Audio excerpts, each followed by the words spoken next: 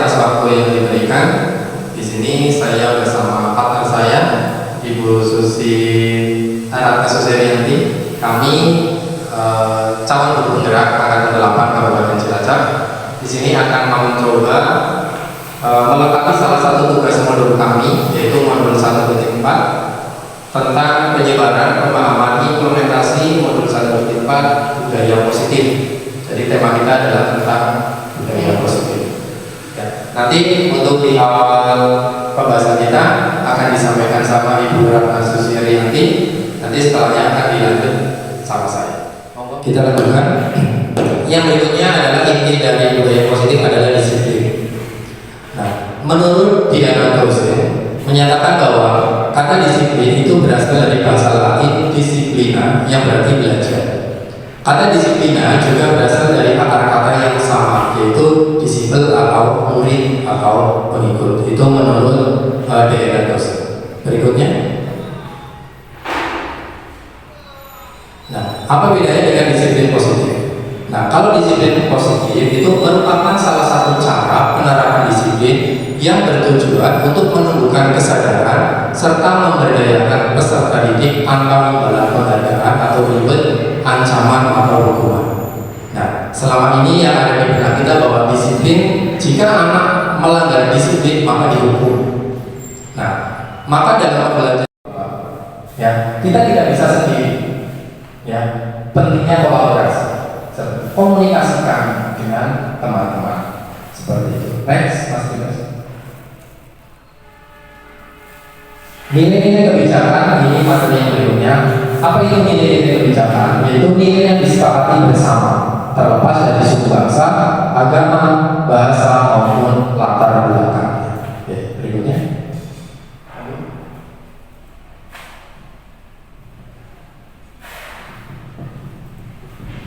Ya, ini untuk nilai-nilai kebajikan ada yang kita ketahui, yaitu ada nilai kebajikan profil pelajar Pancasila yang tadi sudah dibicarakan.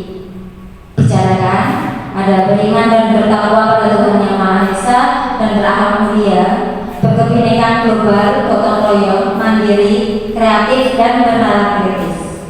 Nah, di sini ada nilai-nilai kebijakan universal institusi, ada IPO, PYP dari Swiss, yaitu toleransi, rasa hormat, integritas, mandiri, menghargai, antusias, empati, keingintahuan, kreativitas, kerjasama, percaya diri, dan komitmen.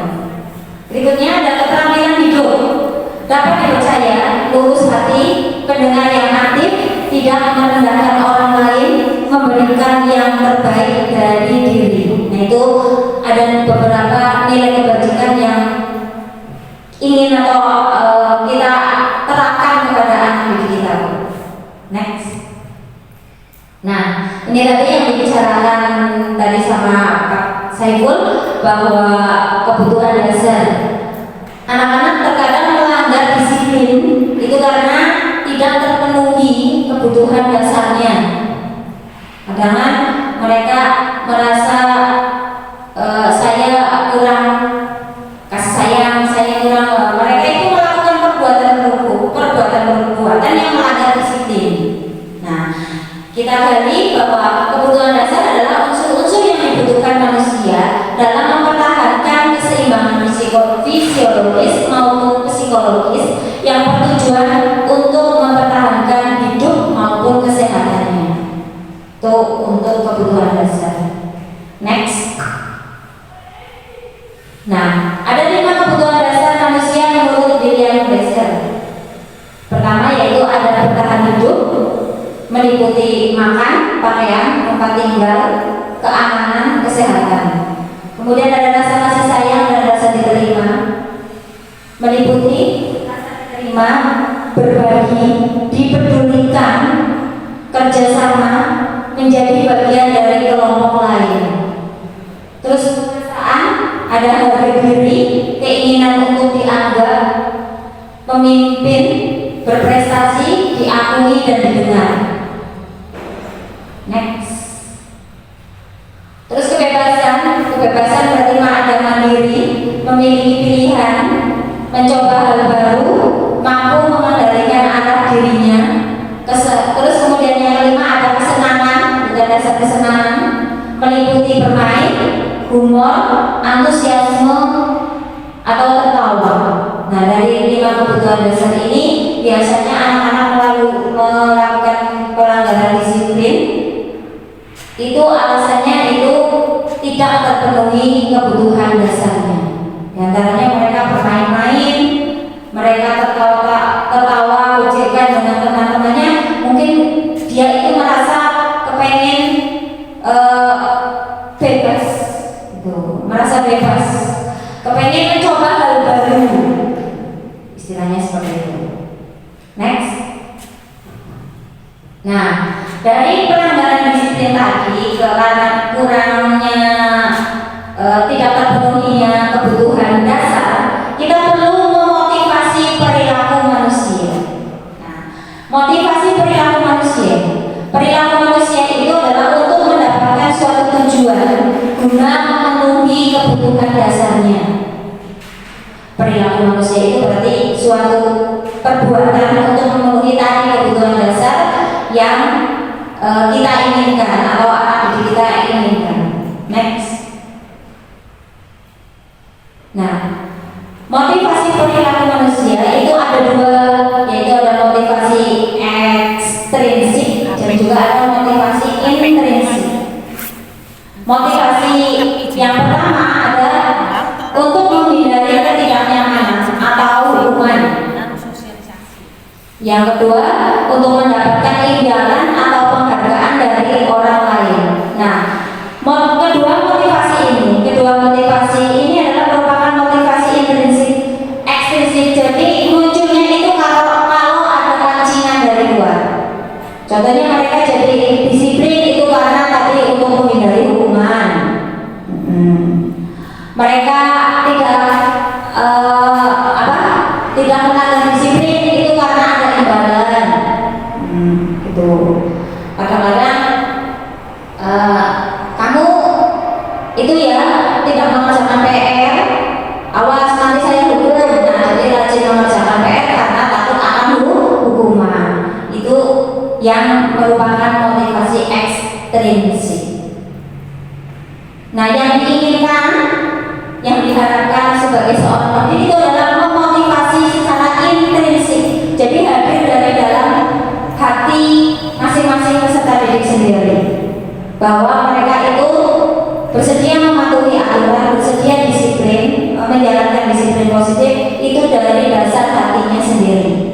Yaitu yang ketiga, menjadi orang yang mereka inginkan dan menghargai dirinya sendiri dengan nilai-nilai yang dipercaya oleh mereka sesuai keyakinannya mereka. Saya itu harus begini, ada komitmen yang ada dalam dirinya sendiri. Untuk motivasi intrinsik yang ini yang diharapkan. Next. Nah, di sini ada perbedaan apa sih itu hukuman, konsekuensi, dan restitusi. Hukuman itu tidak terencana atau tiba-tiba, sedangkan konsekuensi itu terencana atau disepakati sesuai aturan. Sedangkan restitusi itu adalah proses menciptakan kondisi murid untuk memperbaiki kesalahannya. Ada prosesnya. Terus kalau hukuman di sini, murid tidak tahu apa yang akan terjadi atau tidak dilibatkan. Terus bersifat satu arah, hanya mengarah satu kepada ya tadi merugikan jadi prinsipnya itu menang kalah. Terus hukuman itu biasanya berfisik maupun psikis. Kadang kita menghukum anak coba lari, nah itu berarti akan menimbulkan hukuman secara fisik. Tapi terkadang hukuman juga berupa kata-kata ya yang bisa membuat psikis kita jadi tertekan. Konsekuensi di sini berarti murid tetap dibuat tidak nyaman karena kaku terhadap aturan. dia itu menerima hukuman sesuai dengan yang memang sesuai dengan aturan, tetapi dia itu tidak nyaman dalam hatinya melakukan sanksi itu hanya karena aturannya begini saya langgar, berarti saya menjalankan konsekuensinya atau hukumannya yang saya jalankan itu tidak sesuai dengan hati nuraninya menjalankannya. Terus konsekuensi itu sikap guru selalu memonitor murid. Berarti sebagai guru itu dia itu melakukan pelanggaran si A harus disuruh ngepel gitu. Contoh, terus restitusi. Proses kolaboratif yang mengajarkan murid untuk mencari solusi sendiri dan bertanggung jawab. Jadi restitusi ini itu motivasi internal yang bisa dijalankan agar anak-anak atau murid-murid itu menyadari kesalahannya dengan kesungguhan hatinya, atas dasar dari hatinya itu menjalankan sanksi sesuai dengan kesepakatan yang dibuat olehnya sendiri. Next. Nah, ini tadi dari motivasi. Berarti selanjutnya adalah 5 posisi kontrol guru. Nah, ini posisi yang kita sebagai seorang pendidik itu dalam posisi yang seperti apa? Monggo.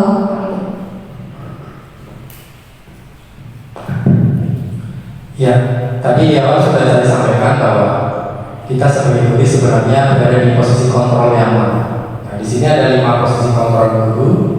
Tujuan posisi kontrol yaitu membuat siswa dapat menjadi pribadi yang mandiri, merdeka, dan bertanggung jawab atas segala perilaku dan sikapnya, yang pada akhirnya dapat menciptakan lingkungan yang positif, aman, dan nyaman. Tujuannya itu. Apa saja 5 posisi kontrol guru? Berikutnya. Nah, ada 5 posisi kontrol guru. Yang pertama adalah penghukum, yang kedua pembuat rasa bersalah, yang ketiga teman, yang keempat pemantau, dan yang kelima manajer. Nah, dari masing-masing itu nanti ada tanpa kita sadari, oh saya ternyata berada di posisi itu. Dilihat dari cara kita ngobrolkan, cara kita memberikan hukuman atau menegakkan disiplin, karena nanti ada di setiap kata-kata. Berikutnya, aplikasi.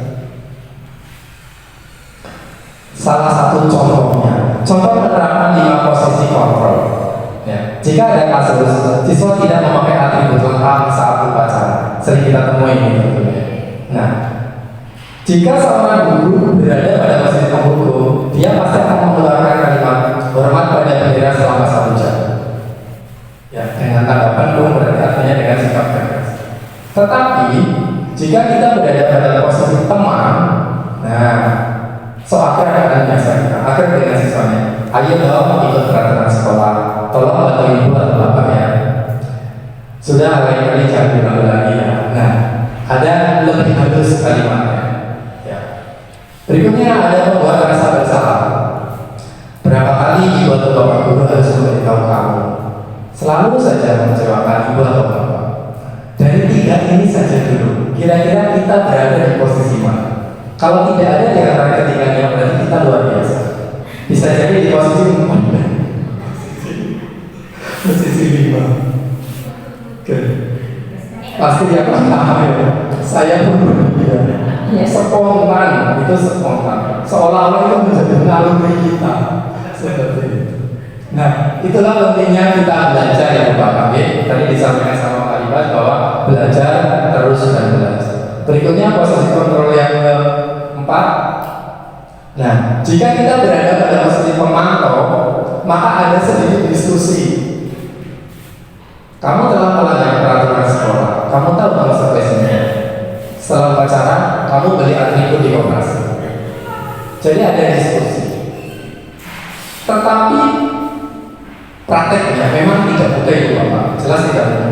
Karena jika kita menggunakan kalimat pemantau, apalagi manajer, bisa jadi jika spontan seketika anak malah bingung.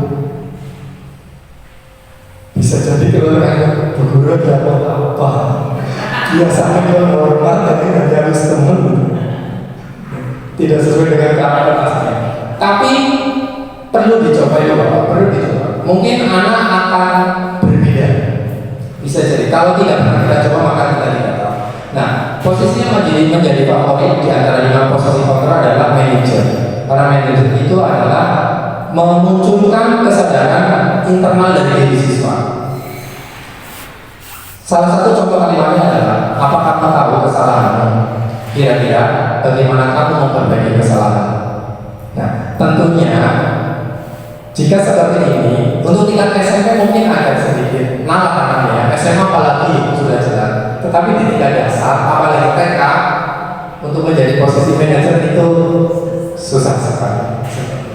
Nah, apa kamu tahu kesalahanmu? Kira-kira bagaimana kamu memperbaiki kesalahanmu? Seumpama itu kita terapkan di kelas, kita harus punya dulu keyakinan kelas dulu itu Bapak. Tidak bisa langsung seperti itu. Kan anak kita panggil, kita tanya, kamu tahu keyakinan kelas kita? Nah, keyakinan kelas itu dibentuk berdasarkan kesepakatan. Nanti kita bahas ya. Dan kalimatnya itu harus yang bukan yang kalimat peraturan kan siswa tidak bertidak. Keyakinan kelas bisa cukup bertanggung jawab, toleransi. Nanti dikembangkan menjadi kesepakatan kelas. Tanggung jawab apa saja buatlah menjadi sebuah kesepakatan kelas. Nah, jadi saat kita berdiskusi, anak harus paham itu dulu. Baru setiap kali ada pelajaran di kelas, kamu tahu keyakinan kelas kita. Biarkan anak berpikir tidak masalah. Memang butuh ketenangan kita. Kadang-kadang kita dilakukan sama anak, seketika otak kita mundur. Itu seketika. Kadang tanpa sadar kita mengucap kayak mani apa mani biji bewis ketambah laporan dari guru lain si kali yang biasa. Nah, itu saya banget lah. Tetapi tidak ada salahnya jika kita dapat ilmu baru, coba kita terapkan. Besok pelajaran baru, segalanya serba baru. Mari kita bareng-bareng mencoba membuat keyakinan dulu kelas dulu yang tidak seluruh keyakinan punya secara umum saja, bertanggung jawab, toleransi, saling menghormati. Nanti dikembangkan, tempel di kelas masing-masing. Setiap pagi jika perlu anak masuk, setiap kali guru mapel suruh baca bareng-bareng keyakinan kelas kita apa. Kalau tidak seperti itu diabaikan sama anak. Ya, disempatkan mungkin dibuat kebijakan baru guru ini. Setiap pagi jam pertama guru yang masuk jam pertama diwajibkan 5 menit saja membaca keyakinan kelas bareng-bareng. Lama-lama 1 semester saja, mungkin bocah apa?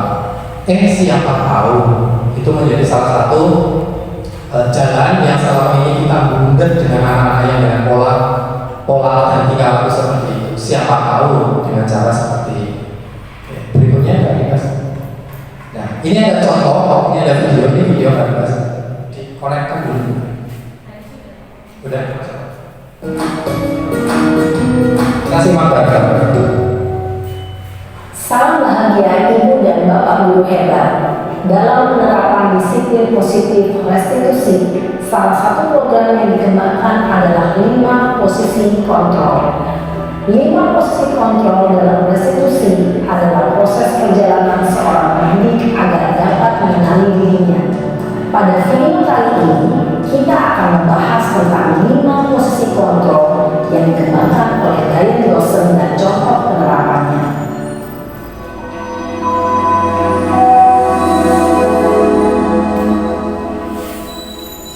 5 posisi kontrol itu adalah 1. Posisi penghukum, 2.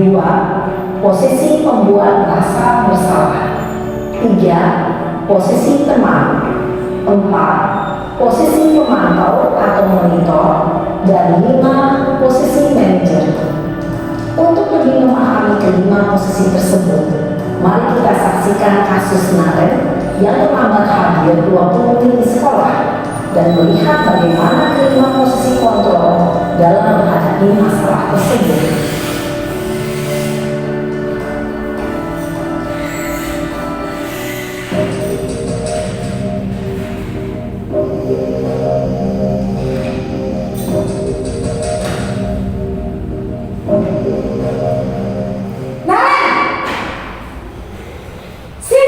Kita banget. Saya masa dulu. Selalu terlambat. Kamu deh pasti terlambat.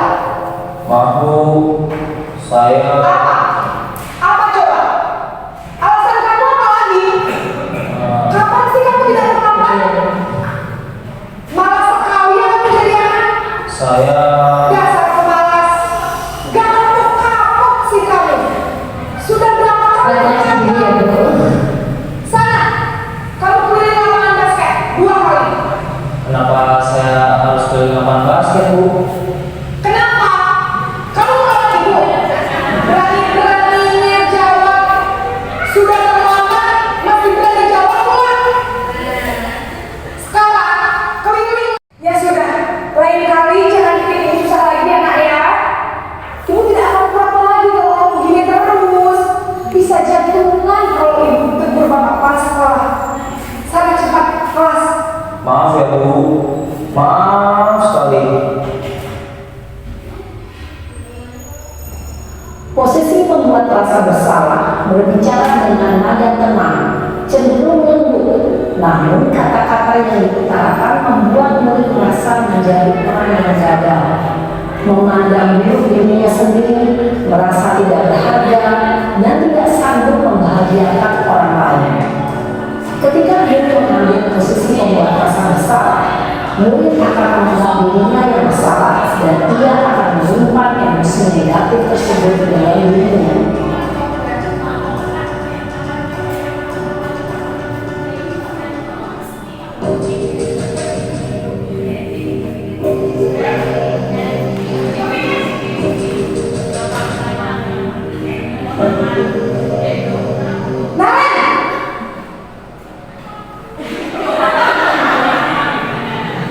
Selamat pagi, Bu. Wah, sudah jam berapa ini, Nak?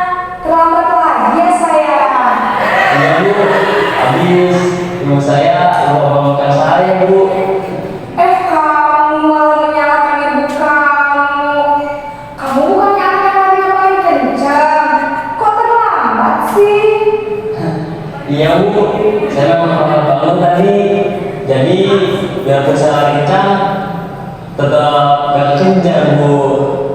Ya sudah sana, nanti lain kali larinya lebih kencang lagi ya. Biar gak terlambat lagi. Bikin seneng ibu, demi ibu. Bisa kan? Bisa lah, Bu. Ya sudah sana masuk kelas. Ibu beresin urusan absen kamu. Kamu ini ada-ada saja. Dalam posisi teman, guru berbicara dengan nada suara ramah, akrab, cenderung bersenda gurau untuk menjaga suasana tetap santai. Murid akan merasa senang, aman, dan akrab dengan guru. Identitas yang tercipta adalah identitas sukses atau berhasil.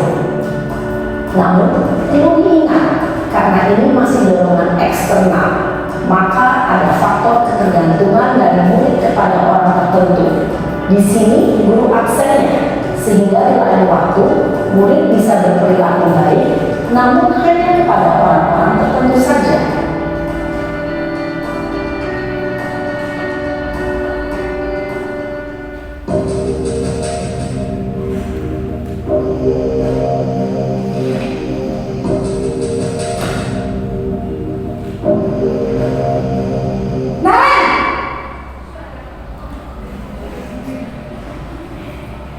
Selamat pagi, Bu. Naren, apa peraturan sekolah kita tentang jam berapa kita harus masuk sekolah, Nak? Kita harus di sekolah jam 7, Bu. Iya betul, sekarang sudah jam 7.20. Naren sudah tahu konsekuensinya jika terlambat hadir. Paham, Bu. Saya harus tinggal kelas pas jam istirahat selama 20 menit. Iya benar, konsekuensinya demikian. Jadi nanti jam 9.30 pas istirahat, kamu harus tinggal di kelas, kerjakan tugas tambahan untuk ketertinggalan kamu, ya? Baik, Bu. Posisi pemantau mengandalkan penghitungan atau data untuk mengontrol murid. Guru mengarahkan murid berdasarkan peraturan dan konsekuensi. Seorang pemantau menunjukkan bahasa tubuh dan ekspresi wajah yang datar dan cenderung formal.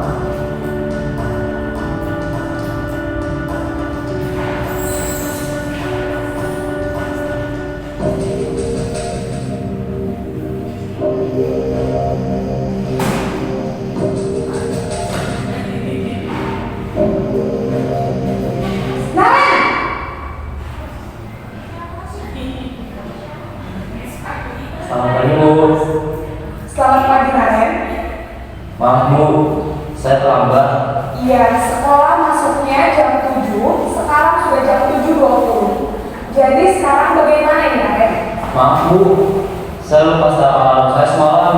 Baiklah, menurut kamu, keyakinan sekolah yang mana yang perlu kamu tingkatkan? Menghargai diri sendiri dan orang lain mungkin ya Bu. Setuju. Jadi, apakah Naren meyakini prinsip saling menghormati tersebut? Iya Bu, saya meyakininya. Apakah Naren bersedia memperbaiki masalah keterlambatan ini? Bersedia Bu. Bagaimana kamu akan memperbaiki masalah keterlambatan ini?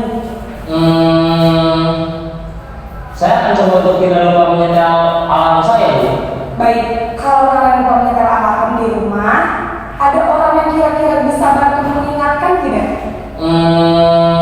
Ada Bu, kakak saya, Kak Emma. Ada lagi selain Kak Emma? Selain Kak Emma, ada ibu saya. Baik, jadi yang mengingatkan Naren adalah Kak Emma dan ibu kamu ya? Kira-kira akan mulai set alarm kapan Naren? Setelah pulang sekolah, akan segera saya lakukan. Baik, jadi Naren akan setel alarm untuk bangun besok pagi dan akan diingatkan oleh kakak dan ibu dan Naren ya? Ada lagi yang mungkin perlu dilakukan Naren? Agar tidak terlambat bangun lagi. Tidak ada Bu. Baik Naren, terima kasih untuk kerjasama kamu. Sekarang kamu perlu kembali ke kelas untuk belajar. Baik Bu, terima kasih. Posisi manajer adalah posisi kontrol yang disarankan untuk membimbing murid memiliki sikap disiplin yang positif, yaitu murid yang mandiri, bertanggung jawab, dan dapat memecahkan masalah. Tujuan dari posisi ini adalah agar murid dapat berefleksi atas tindakannya. Guru akan dengan tulus memberikan pertanyaan-pertanyaan bermakna, sehingga membuat murid dapat belajar dari kesalahannya dan mencari sebuah solusi untuk menyelesaikannya. Ibu dan bapak guru hebat, setelah mengamati adegan kelima posisi kontrol tadi, kira-kira posisi mana yang paling ideal? Posisi mana yang dapat menunjang motivasi intrinsik murid? Ya, tentu posisi manajer. Posisi ini memang posisi ideal yang ingin dituju setiap pendidik. Pada posisi inilah, guru dapat menerapkan disiplin positif yang berpihak pada murid, yang memerdekakan murid. Perjalanan seorang pendidik tentunya tidak mudah untuk sampai pada posisi seorang manajer. Namun, tujuan kita pasti, yaitu menciptakan murid-murid yang mandiri, merdeka, dan bertanggung jawab. Semoga penggambaran 5 posisi kontrol yang telah diperlihatkan ini dapat menjadi ajang refleksi bagi kita semua, agar dapat terus mengasah dan menerapkan disiplin positif yang memerdekakan murid. Mari terus berlatih dan bersemangat. Selamat menerapkan. Salam dan bahagia Ibu dan Bapak Guru hebat.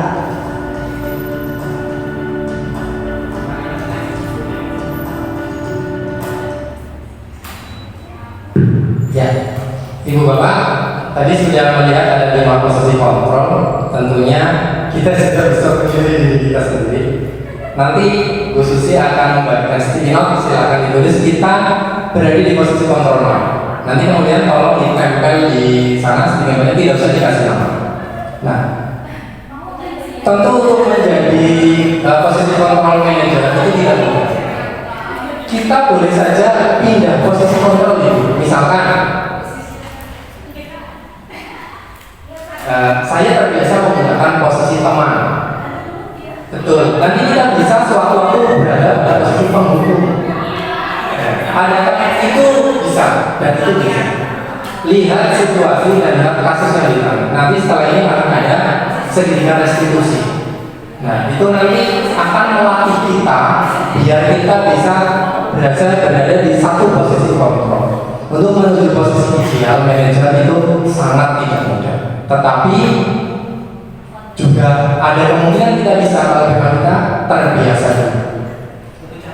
Betul terbang. Jam terbangnya sudah tinggi sekali Ibu Bapak di sini. Silakan boleh ditulis Bapak Ibu berada di posisi kontrol mana di baik yang penghukum, pembuat rasa bersalah, teman, pemantau atau manajer.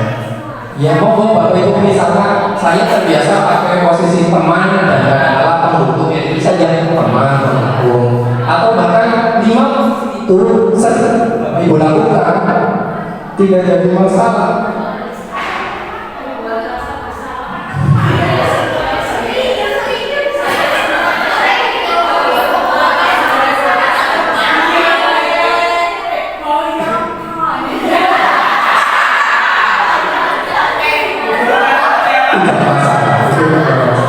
Posisinya sambil misalnya menghukum, kan biasanya Bapak Ibu guru itu melakukan kata-kata atau dialog dengan Anda. Ya kasusnya seperti apa? Coba misalnya teman, bawahnya dialog yang pernah diucapkan itu seperti apa? Yang paling berkesan juga Bapak, misalkan penghukum matukan kelas, nah, misalnya.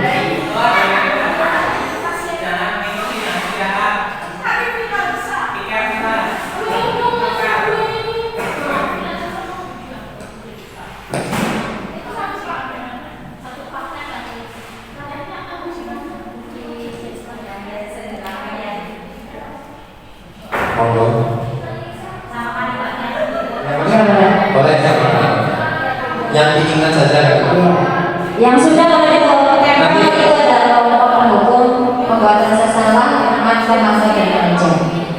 Nanti aturan bisa diberi lagi sedikit loh. Misalkan dibuat pakai dialog sekalian dan masalah. Kalau saya di JKPJ itu dominan pendukung.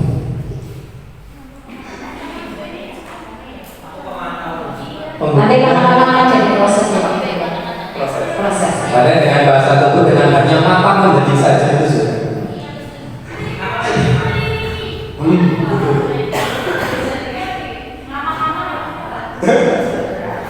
Ya, iya, masalah.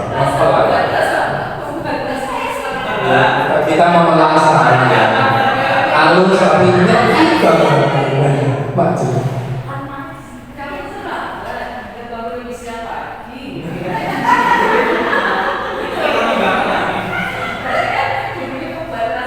Ya bisa.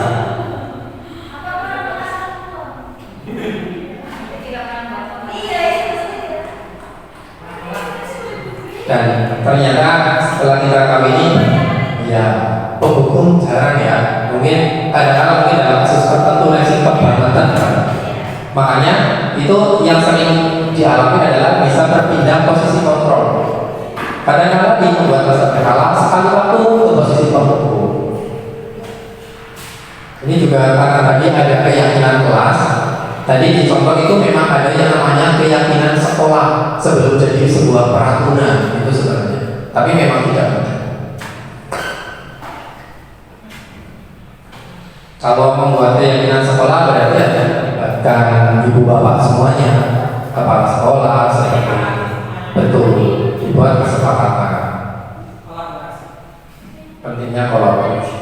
Nanti mungkin jika yang angkatan 10 ibu bapak banyak yang ikut akan mudah menggunakan SMP Mahasiswa. Ya harus suatu.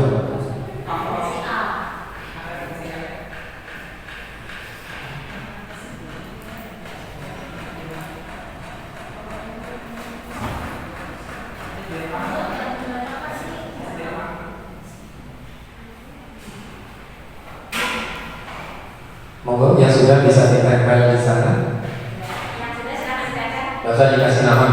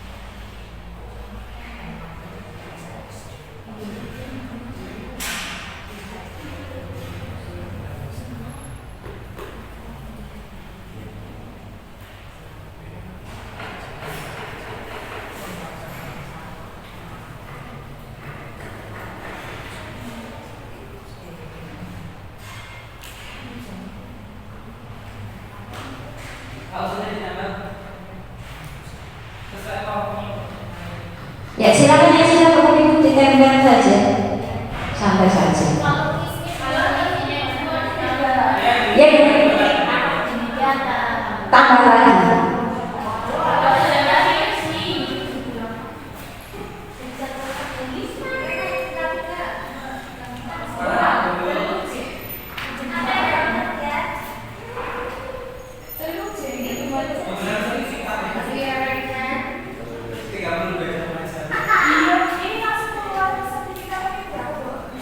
Iya, untuk sertifikat mungkin yang PMK senyata ya, itu nanti bisa berguna Bu Istri yang PPP Bu Armi. Betul. Nanti kalau di portofolio PPP mungkin itu ada sertifikat yang ber-JP dan tidak ber-JP, semuanya tanggung. Jadi ya, jangan hanya misalkan 8, jangan sampai betul, betul. Iya. Nilai 32 JP sampai 80 JP nilainya sama, 81 ke atas yang berbeda. Jadi dipakai webinar. Nanti kalau yang tidak ber-JP itu pakainya dia peserta, narasumber atau instruktur seperti itu Pak ya. Kemudian kalau untuk portofolio yang lain ada tadi sudah disampaikan PTK. Untuk PTK kami Bu Istri dari sana diadakan buku kebijakan ATM. Saya ATM amati ilmu komunikasi dari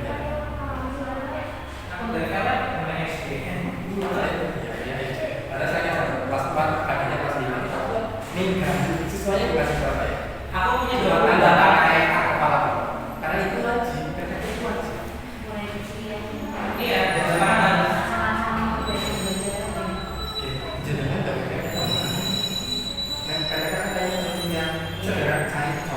sederhana saja. Paling yang kadang mungkin terkait isi misalnya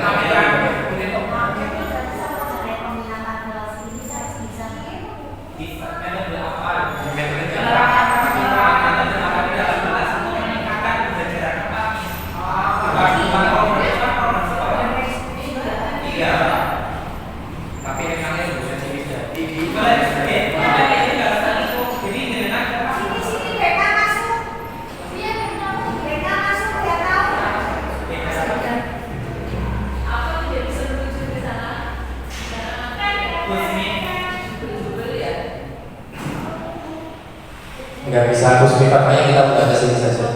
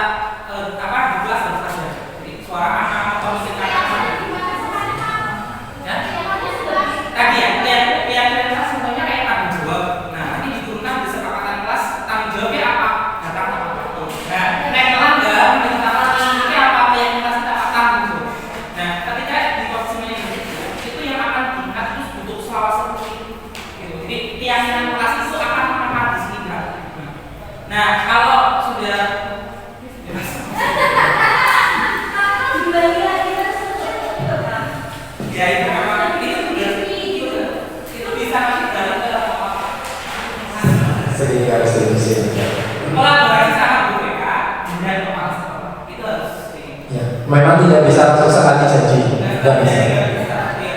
Susah. Tapi yang dengan sering kayak gitu bergabung itu kalau nanti beberapa tahun nanti nanti jangan dapat bang. Ya, coba Mas Bebas. Pas pertama jadi guru penggerak, posisinya di mahkamah hukum. Saya adalah guru yang ditakuti. Ya, next.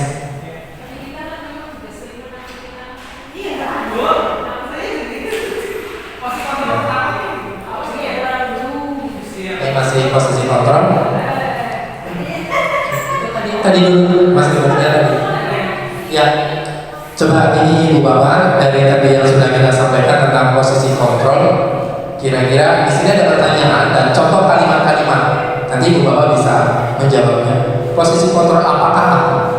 Yang pertama, saya kecewa sekali denganmu. Patuhi aturan saya atau awas kami.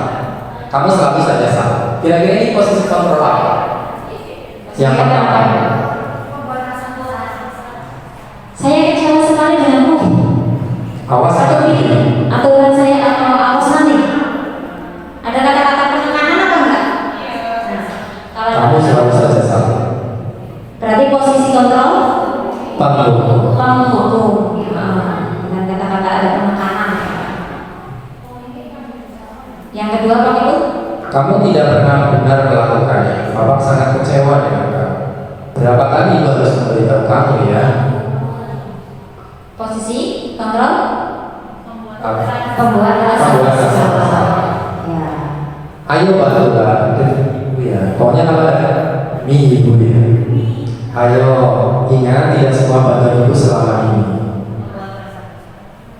Posisi Teman. iya betul. Oke, next masih buat Bersahabat. masih Next. buat next.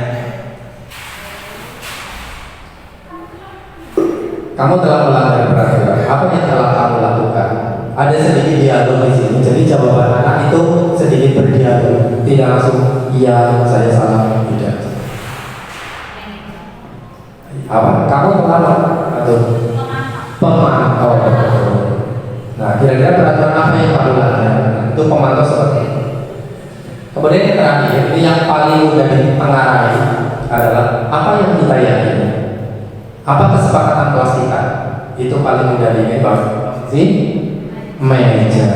Apa yang kamu yakini? Jika kamu meyakininya, apakah kamu bersedia memperbaikinya? Jika kamu memperbaikinya, hal ini menunjukkan apa tentang diri? Apa rencana untuk memperbaiki? Tentu kalau kita dihadapkan pada suatu situasi memberikan pertanyaan seperti ini, anak pasti belum mau jawab. Nah, makanya dibuatlah kesepakatan atau keyakinan kelas dulu. Dan itu setiap kali guru cabang kalau masuk dibacakan biar terekam di memori anak. Jadi jika ada permasalahan, kembalikan ke sana. Kamu tahu keyakinan kelas kita. Yang kamu lakukan itu melanggar keyakinan kelas yang mana coba? Nah, seperti itu. Berikutnya, keyakinan kelas ngobrol khusus. Ya. Selanjutnya dari 5 posisi kontrol itu di depan posisi manajer tidak ada yang nempel ya. Ya, belum. Semuanya memang butuh proses. Semuanya butuh proses, tidak harus langsung menjadi manajer. Menjadi posisi manajer memang butuh proses. Ada penghukum, pembatasan salah, teman, pemantau. Dan yang paling banyak itu ada membuat rasa bersalah. Ya. Nah, dari posisi kontrol tadi kita berlanjut ke keyakinan kelas. Mengapa kok keyakinan kelas? Mengapa bukan peraturan? Di sini keyakinan kelas merupakan nilai-nilai kebaikan atau prinsip yang disepakati secara universal. Orang akan lebih semangat atau tergerak untuk melaksanakan keyakinan daripada hanya mengikuti aturan. Jadi kata-katanya seperti itu. Kalau sudah mendengar kata-kata aturannya itu kan merasanya sini itu jadinya lah kayak gitu, ada kata lamanya, ada aturannya seperti itu. Tapi kalau ada kata-kata keyakinan kelas, nah berarti itu adalah suatu nilai yang disepakati secara bersama-sama atau memperoleh kolaborasi antara teman, antara bapak ibu guru dengan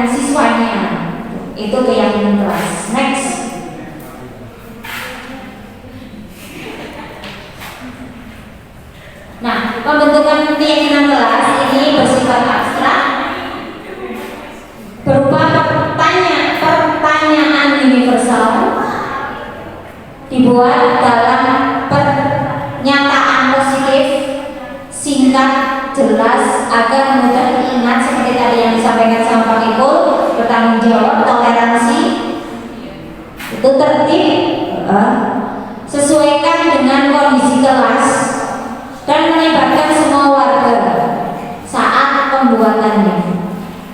Next. Nah, ini tadi dari posisi kontrol ke keyakinan kelas, juga ada segitiga restitusi. Nah, posisi manajer ini adalah penyelesaian masalah yang menggunakan konsep dari segitiga restitusi. Restitusi itu siapa? Merupakan proses menciptakan posisi bagi siswa untuk memperbaiki kesalahan mereka sehingga mereka bisa kembali pada kelompoknya. Dengan karakter yang lebih kuat, restitusi dapat membantu siswa menjadi lebih mempunyai tujuan, disiplin positif, dan memulihkan dirinya ketika berbuat salah. Restitusi menguntungkan korban dan si pembuat salah atau win-win solution. Next. Nah, ada proses segitiga restitusi itu adalah 3. Yang pertama itu adalah menstabilkan identitas. Terus lanjut ke langkah yang kedua yaitu adalah validasi tindakan yang salah. Terus untuk yang segitiga sisi yang berikutnya yaitu menanyakan keyakinan. Itu untuk segitiga restitusi. Nah, tujuannya tadi suatu proses, jadi ini ada suatu dialog antara guru dengan murid, orang tua dengan anak. Kita juga bisa menerapkan ke anak kita di rumah. Saya pun juga lagi belajar, sedang belajar, semuanya belajar gitu, untuk menghasilkan murid yang mandiri dan bertanggung jawab. Next.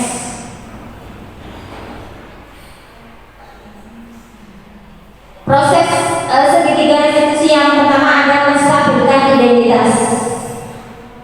Nah, ini berdasarkan prinsip bahwa pembuat kesalahan adalah bagian dari proses pembelajaran.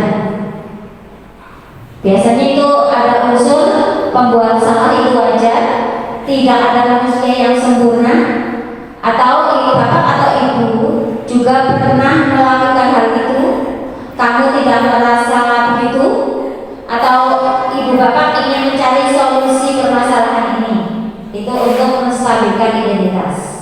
Next. Berikutnya validasi tindakan yang salah. Berdasarkan prinsip setiap perilaku bahwa upaya untuk memenuhi kebutuhan dasar.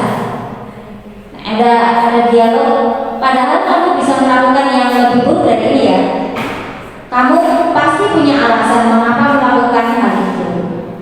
Kamu boleh mempertahankan sikap itu, tapi harus menambah sikap-sikap yang baru. Itu untuk validasi tindakan yang salah, ada dialognya. Lanjut, next. Next, Pak.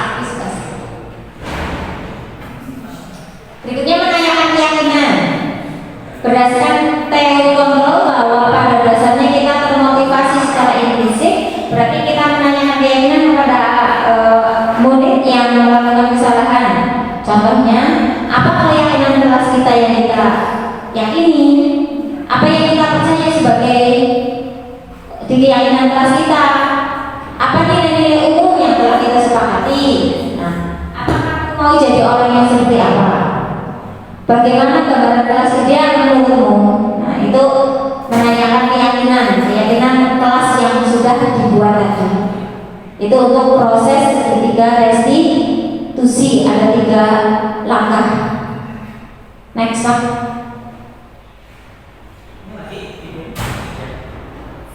Ada video penerapan segitiga restitusi.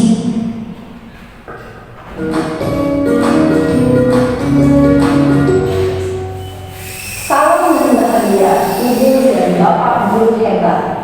Pada video kali ini kita akan membahas tentang salah satu program disiplin positif yang diterapkan di lingkungan sekolah yang dikenal dengan nama restitusi.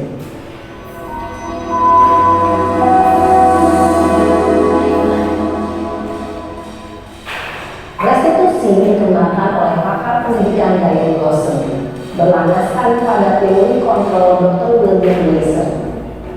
Segitiga restitusi adalah suatu proses dialog yang dijalankan oleh guru atau orang tua agar dapat menghasilkan murid yang mandiri dan bertanggung jawab. Pada saat guru di posisi manajer, aspek yang dikembangkan pada murid adalah motivasi intrinsik, sehingga penanaman nilai-nilai kebajikan dapat tumbuh dan berkembang menjadi suatu kebiasaan positif yang akhirnya membentuk karakter murid. Proses dialog ini terdiri dari 3 langkah yang digambarkan pada ketiga sisi pada segitiga restitusi. Sisi pertama adalah menstabilkan identitas. Sisi yang kedua adalah validasi tindakan yang salah. Dan sisi yang ketiga adalah menanyakan keyakinan. Ibu dan bapak berikut ini akan menunjukkan bagaimana seorang guru berada dalam posisi manajer menggunakan penerapan segitiga restitusi.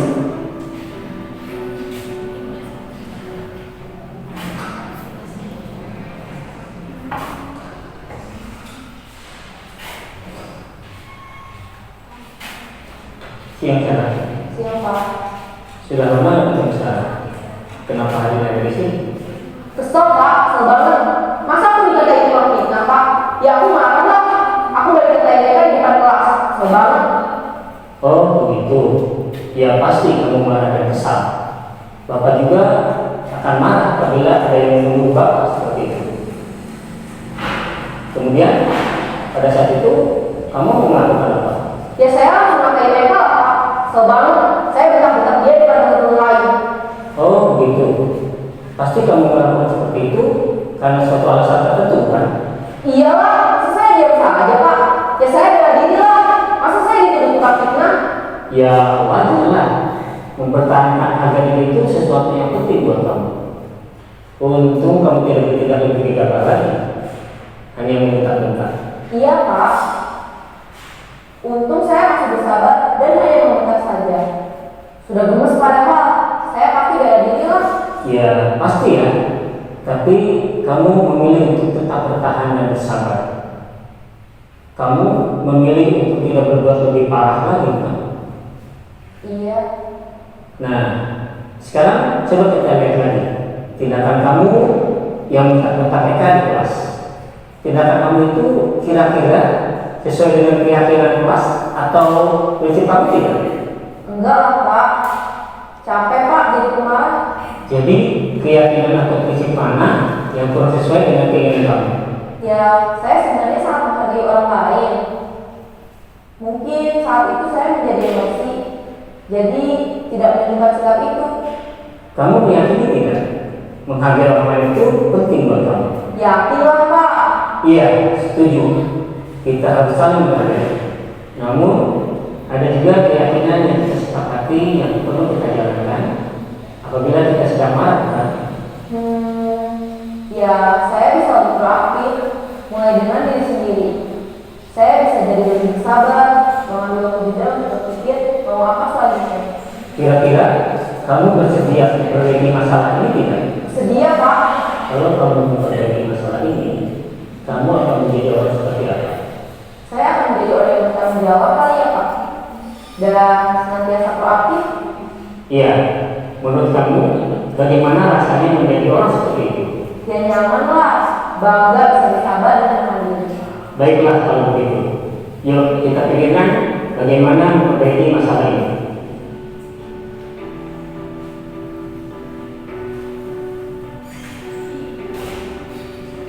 Ibu dan bapak guru hebat. Baru saja kita menyaksikan contoh bagaimana seorang guru berada dalam posisi manajer menggunakan penerapan segitiga restitusi.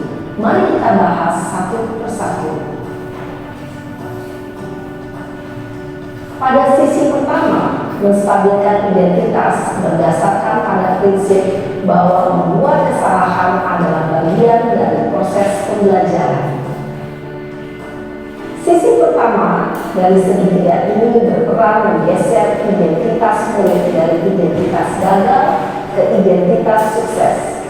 Murid yang sedang bertingkah laku yang tidak pantas atau menarik diri saat itu sedang mengalami identitas gagal.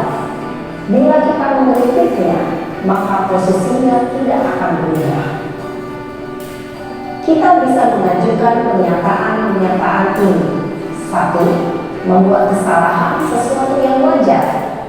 2. Manusia tidak ada yang sempurna. 3. Kita bisa memperbaiki masalah ini. 4. Saya tidak menanyakan kesalahannya. Saya lebih fokus bagaimana memperbaiki masalah ini. 5. Apakah saat ini kamu pernah menjadi orang yang baik untuk dirimu sendiri?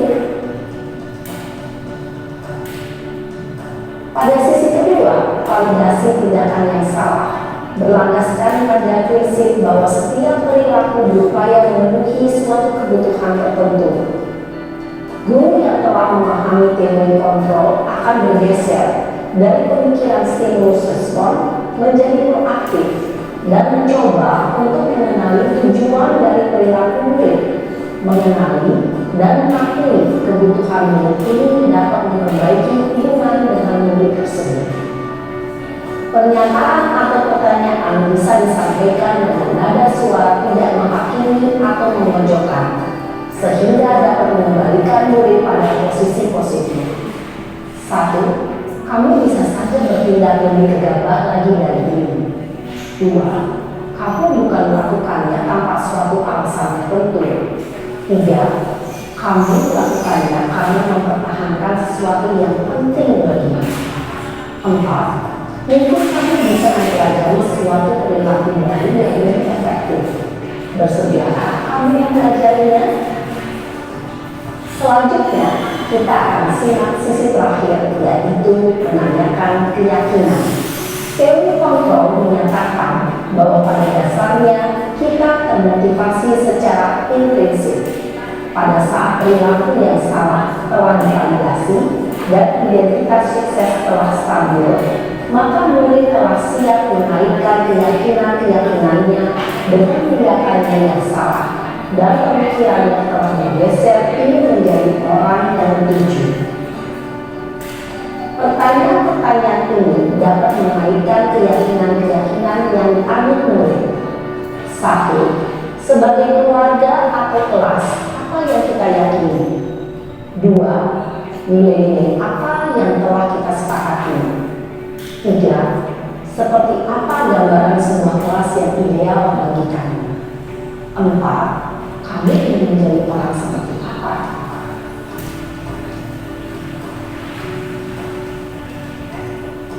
Dalam menerapkan segitiga restitusi, perlu diperhatikan beberapa hal, yaitu 1. Perilaku yang salah perlu dikaitkan dengan nilai-nilai atau keyakinan-keyakinan yang telah disepakati atau dituju. 2. Kesediaan orang yang melakukan kesalahan untuk memperbaiki masalah. 3. Pemecahan masalah sebisa mungkin relevan atau memiliki hubungan dengan masalah yang ada. 4. Usaha. Perlu adanya suatu usaha perbaikan dari pihak yang berbuat kesalahan. 5. Waktu. Perlu didedikasikan waktu dari pihak yang berbuat kesalahan. Tanyakan kapan akan mulai melakukan usaha untuk memperbaiki masalah. Dengan memahami struktur tindakan segitiga restitusi, diharapkan guru dapat merasakan posisinya sebagai manajer dengan mengajukan pertanyaan-pertanyaan bermakna yang dapat membuat murid menjadi lebih percaya diri, bertanggung jawab, dan mandiri. Nah, ibu bapak guru perlu tidaknya mengikuti ketiga tahapan dalam segitiga restitusi bergantung pada ringan beratnya suatu permasalahan. Misalnya, bila permasalahan tersebut ringan, maka tidak perlu dijalankan secara berurutan. Bahkan bisa semudah menanyakan apa yang kita sepakati. Dengan menjalankan segitiga restitusi, dengan mengajukan pertanyaan-pertanyaan bermakna, diharapkan murid menjadi kuat secara pribadi, dapat membuka wawasan hidup agar dapat menyelesaikan permasalahannya sendiri, semakin percaya diri, mandiri, dan merdeka. Salam dan bahagia, ini Bapak Guru hebat.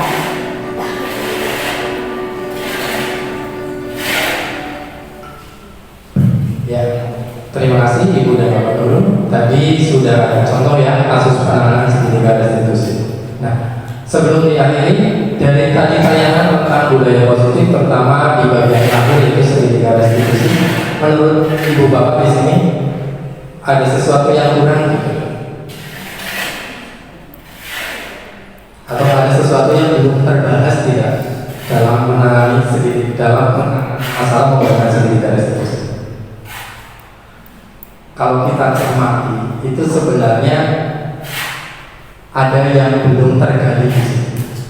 Kalau di LMS kami yang lagi pendidikan itu harus sampai tahap ini. Saya belum tahu karena belum terbuka LMS-nya apakah nanti ada penanganan. Kalau kita perhatikan dari contoh yang pertama kemarin sama tadi kasus yang bentar temannya. Kalau kita perhatikan adalah mereka adalah yang bermasalah. Terutama untuk kasus yang kedua, si anak perempuan itu bermasalah dengan mereka. Yang dibahas dalam segitiga itu adalah penanganan anak yang bermasalah. Terus bagaimana dengan korbannya? Apalagi kalau menggunakan cara apakah menyelesaikan korbannya itu? Nah, itu saya juga kan kalau di LMS ada pertanyaan dan not gitu ya. Saya masuk ke pertanyaan, saya tanyakan di tulisan, tapi belum ada tanggapan dari pihak fasilitator bahwa bagaimana dengan nasib korban, menggunakan cara apa menyelesaikan. Apalagi kalau korban pembunuhan, ya kan? Selama ini mungkin untuk menangani bullying itulah salah satu cara. Bagaimana dengan korbannya secara otomatis, secara fisik dan psikis pasti kena. Nah, itu susahnya menstabilkan anak korban pembunuhan. Ya, mungkin nanti kedepannya mungkin nanti ada nanti anak-anak korban dan sebagainya. Ya betul, monggo Bu Susi. Ya, itu untuk kegiatan pada siang hari ini. Untuk selanjutnya mengakhiri kegiatan, saya minta salah satu Bapak Ibu Guru menjelaskan refleksi tentang kegiatan siang hari ini. Refleksi itu ada 4P. Peristiwa, berarti peristiwa apa yang kita alami hari ini, perasaan, pembelajaran, terus kemudian ada plan. Itu untuk metode refleksi. Silakan Ibu Isi depan untuk memberikan refleksi. Miss.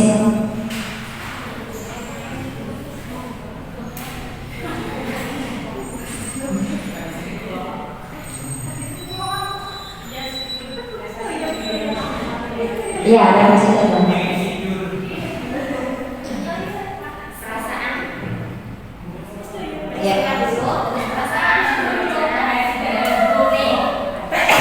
Assalamualaikum warahmatullahi wabarakatuh.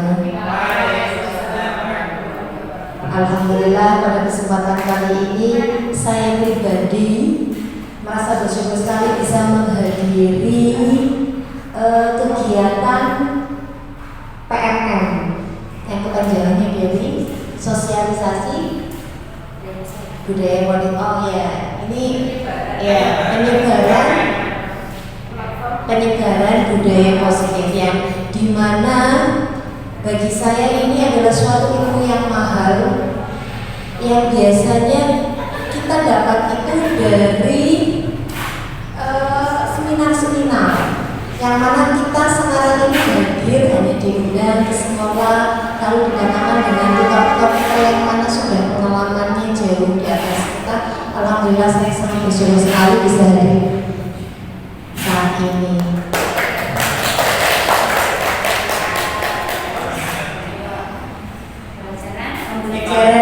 Pembelajarannya sangat banyak sekali yang mana saya sendiri sebagai guru ternyata ada 5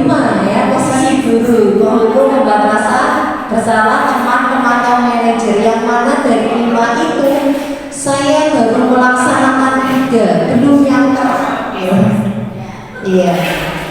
Untuk kedepannya ini menjadi PR dan nantinya semoga saja ini menjadi budaya positif bagi kita di ajaran baru ini akan muncul kosakata terbaru atau trend words, yaitu keyakinan kelas. Dari keyakinan kelas menjadi keyakinan sekolah, harapannya itu. Terima kasih sekali atas ilmunya dan waktunya yang mungkin bagi gimana mungkin ini sebagai tugas, tapi bagi kami ini sangat berarti sekali. Terima kasih atas ilmunya. Warahmatullahi wabarakatuh. Assalamualaikum warahmatullahi wabarakatuh. Give applause. Terima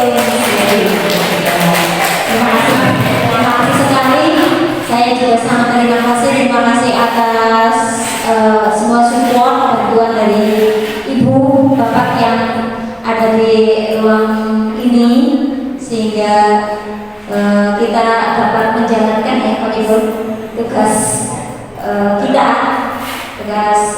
dari CGP untuk melaksanakan penyebaran implementasi budaya positif.